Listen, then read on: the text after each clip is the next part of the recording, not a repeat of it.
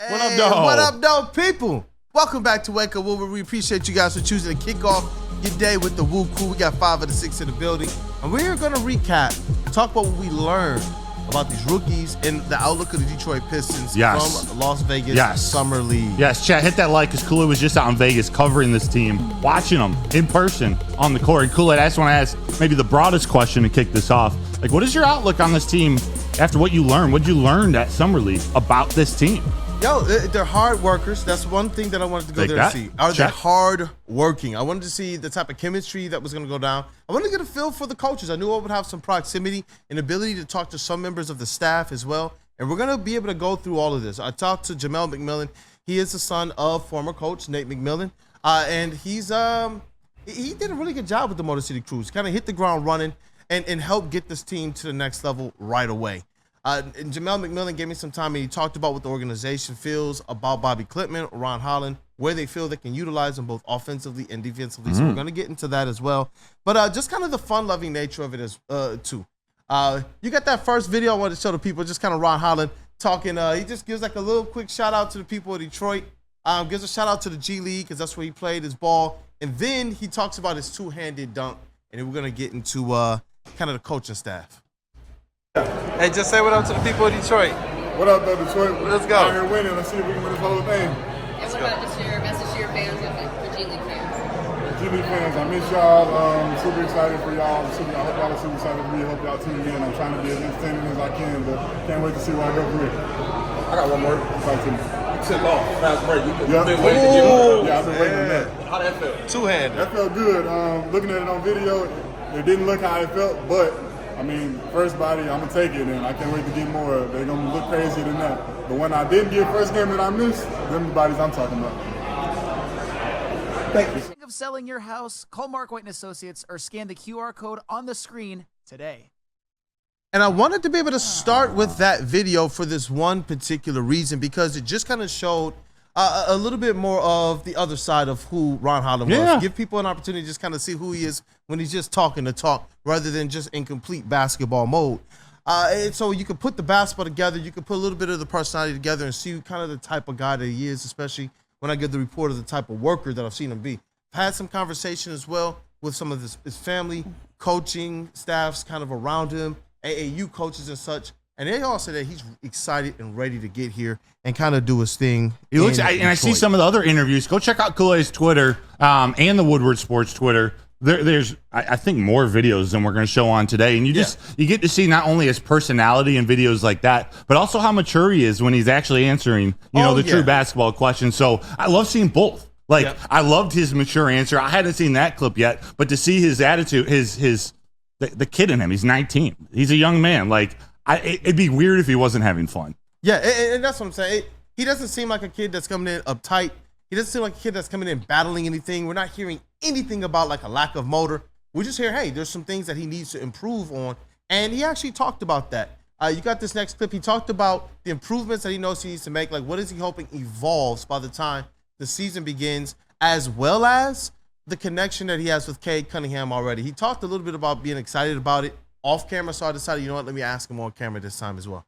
So we got that next round. What are some things that you hope in your game evolve to help you in your first year? My main things that I'm trying to involve is really my shooting consistently and then tightening my ball handling. I feel like those are two things that will help my career really take off and help me be able to play with Cade Cunningham and the rest of this team and really turn things around for them. So you said Cade Cunningham. Just one more from me. Can you speak at all to the communication you've had with him this summer, and how excited you are to play with him? One, he texted me right after I was drafted, and really was just super excited for me to get drafted there, and can't wait to see how I can really help this team. And then really, I texted him after the first game and asked him what he see. He pulled up to the game, and he gave me a lot of intel and really just piggyback on everything that he's seen. And I took the information and came out game 3 with it. So, and then how excited I'm to play with him. I mean, I'm super excited. Cade is really one of the, if not the best player on the team, and I can't wait to really do a lot of listening and learning because he's considered as one of my best, and I can't really just wait to learn from him. There's always a Planet Fitness near you, home of the judgment-free zone. You know what I take away from those clips? No ego. He's a guy that wants to come in right away and work, and he's saying, look, I'm stepping in right away and learning. I'm taking advice from my teammates, and I'm seeking that advice right away, even in Summer League. That's what I like about Ron Holland. He's not he's not like a missed on what he has to go out there and improve upon. And he talked about it. The three-point shooting and tightening up the ball handling. Yeah. We know the athleticism is there. We know he can get into some of his sweet spots, get downhill, get to the rack. He can dunk. That two-handed dunk over somebody was nice. It happened right in front of me. I'm sitting like right there. So you see where Cade and those guys are in his back picture? Yeah. We're sitting like right behind those guys. And so the dunk is happening right in front of us. It's like, yo, this guy's a gamer. And the one thing that I really liked, especially after the win against the Bulls, was his matchup against Matas Buzelis. Well, a lot of people, I continue to see this all across social media, say, oh, Matas outplayed them. We took the wrong guy. I'm sorry, did anybody see the way the trend of that game went? Yes, Ron Holland early was forcing things and went 3 of 13. I wanted him to do that. Yeah. Go out there, push the volume. What I wanted him to do a little less of was think a little bit less. Switching that first half, those 13 shots, he looked like he was thinking too much. Matas Buzelis got off to a really hot start, about 8 or 10 points in that first quarter, and he dunked on a couple people. But what did he finish with? Ron Holland, 4 of 7 in that second half. Yeah. He was an absolute defensive stopper. Matas Buzelis was a non-factor in the second half of that game, and the Detroit Pistons went from a double-digit kind of deficit to running away with this thing as a win, and nobody was talking about Reed Sheppard anymore. And it's impressive because the coaches have a lot to do with this. The vision that the organization has for these young players, and we're going to talk about that with Jamel McMillan in a little bit. Yeah. But and then the ability to make changes. When you can make schematic changes when you're outmatched and you have not the best player in either one of these last 2 games. Reed Sheppard and Matas Buzelis were the best players in each of the last 2 games that the Pistons played in, but they got the dubs because of how the coaches put their players in the best possible position to succeed. I was about to ask you. You talk about there are a few things he needs to work on. He's a rookie. It seems like a really strong coaching staff is around him. Did you get to see their interactions or how that came to light? Yes. In person? Yeah, very lighthearted. But when they're actually talking the game and you see them out there kind of pointing and scheming, you see kind of this attention to detail. Ron Holland, he just reminds me of a guy who wants to learn everything. So he just looks like a sponge, soaking everything up, man. And that's what I like about Ron Holland. I don't get the sense that with Andre Drummond, who I liked a lot, I didn't get the sense that he was like a gym rat. I didn't get the sense that he was one of those guys that wants to learn. We didn't get the sense that he was the type of guy that was like, yo, I'm dedicated to going out here and working on my deficiencies and in the areas that will help the team. We saw Drummond go out in the gym and work on three-point shooting.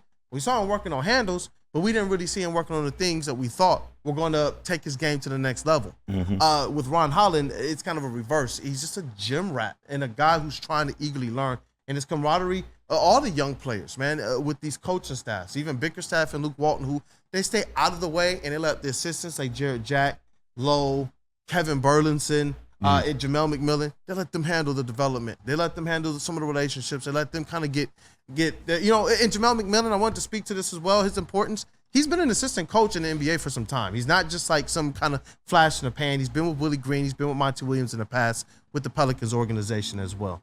So, KJ, I saw your hand raised. Yeah, and I definitely understand why you would want him to, just be aggressive, go out there and play free, and do the things that kind of got you here. But efficiency, I know the efficiency hasn't been all there yet. Do you think this is something that he'll struggle with throughout the year? Do you think this is something that he can tighten up fairly quickly? Because if he becomes a more efficient player, then I feel like he'll be a lot more dangerous with the things that he does do well. Obviously still needs to work on the shooting, but what do you think about his efficiency so far? I believe that the shooting is something that's going to take a season to do. When this year is just get acclimated to the NBA. Yeah. Like Cade Cunningham said, he thought he knew what to do going into the NBA, but after his rookie year is when he then realized what he actually needs to go back and work on. So right now, I'm just giving Ron Holland the opportunity to come in and taste the NBA. Yeah. I believe his shot is going to be something that struggles throughout the year, but his efficiency doesn't have to be affected by if his shot is falling or not. Exactly right. You put him in position to take better use of his strength, something they should have did with Jaden Ivey and Asar Thompson last year, something that this coaching staff did for him in the second half of that game. That's what encourages me. When you can see a player make those types of efficiency changes, swings in one game from one half to the other, is when you know he's coachable, is when you know he has the chops, is when you know, okay, don't rely. Because early on, he was relying on step backs, shooting the three, because he hit that first three, then he shot a couple more jumpers. In the second half, it was more the downhill action. And you know what? I'll let Jamel McMillan, it's about 2.5 minutes. He talks about Bobby Klintman and Ron Holland. So if you guys want to get to know what the organization feels about these two players, you're going to hear it from Jamel McMillan, who is the Motor City Cruise head coach and currently summer league assistant coach as well. He's at the practices. I see him at about maybe 50-60% of the Pistons practices I'm at as well. So he's working with the players. He's a very, very integral part of their development team. So what he's saying is literally what the organization is feeling about these players. With Jamel McMillan in the building, NBA Las Vegas Summer League. Bobby Klintman, Ron Holland, Detroit fans are really ecstatic about the prospects, especially with Bobby Klintman, who they didn't know a lot about. Talk to me about what you've seen about these guys, kind of both behind the scenes as well as out here on the court so far. Unbelievable human beings first and foremost. You know, these kids are eager. These kids have a great spirit about them, and they provide that in the gym, which is really, really important so far, especially as young guys. You know, they're giddy up guys that, you know, bring up positivity to the gym. As far as them as basketball players, positional size is always huge in the NBA. These guys got great size, great length, and great athleticism. You know, especially Ron. We know he's an upstairs kind of player. He's really looking to get downhill and touch the paint, which is huge for creating opportunities for everybody on the basketball floor. And Bobby's just a basketball player in every aspect of the fucking game. You know? Looks like a hooper, man. Handle the ball, he's got the range, you know, he can put it down with the best of them, and then defensively, you know, we think we can move him around a little bit with his size and length and stuff. And so, you know, having Ron as well, being in the G League last year, that terminology, the NBA terminology, puts him a little bit further ahead. Less of a transition. For sure, for sure. The game still needs to slow down a little bit, but once it does, he's going to be a force. Awesome. So to have him and Asar out there defensively with their length, flying around and everything, Bobby on the back line, moving him from 3-4, 4-3, possibly 5, depending on the night, whatever it is. Yeah. Versatile human beings, man, and great human beings as well. So we are all in on them. We are really behind them in their development, and that's what it's going to be. It's going to be a development process for them as the game slows down and as it translates from their respective programs. But with Coach Bickerstaff, we're in a good spot, so we're looking forward to it. Awesome. Thank you for your time, man. That was thorough. Like, you answered all the questions I had in mind. I was like, this is dope. And defensively, what you said about Bobby Klintman, he's somebody that the more and more I see him, the instincts to kind of protect and play well around the rim and in the paint. You know, I like where he can go, man, especially I know his background as a point guard, but defensively is another area that really gets me excited about who he and Ron Holland can be. So, without question. Without question. Well, thank you, man. Thank you for your time, brother. Appreciate you. Good to see you. Always good to see you. Like, Soroki's Crispy Chicken and Pizza is taking over Michigan. It's delicious. Visit Sorokis.com today. And that's effectively the outlook that the organization has for these two players. They are looking to take as many swings at these 3-and-D type wing, 3-4, sometimes you heard them 5 type players. And they have high hopes for Bobby Klintman. Like when we talked about it in previous shows, when I told people during our breakdown of Bobby Klintman when he was drafted, I said, this guy looks like a guy who could play some 5. That was before I got to talk to the organization. People said, no, he looks more like a 3. When I see him play on defense, that guy can drop into the paint. And it's a testament to the coaching staff understanding the types of players that they have and being able to not just put them in their best possible position to succeed, but you heard them talk about it. Development. There's more than just knowing what to do, but working out as well as the tips of the trade, knowing the counters. They put them in good positions to be able to go out there and have great success against guys like Reed Shepard, Mattis Buzelis, and win the last 2 games. And they have opportunity to win the Summer League championship.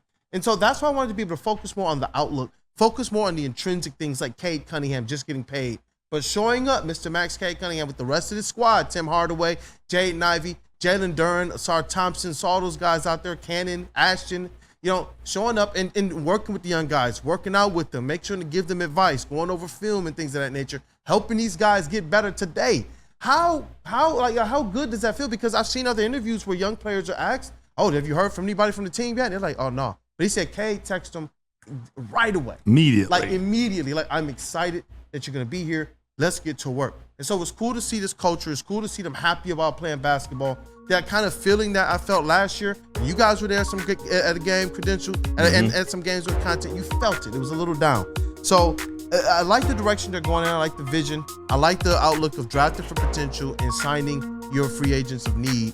And it gives the Pistons, honestly, as you're kind of heading out of Summer League into training camp, it gives them the opportunity to have something to build on.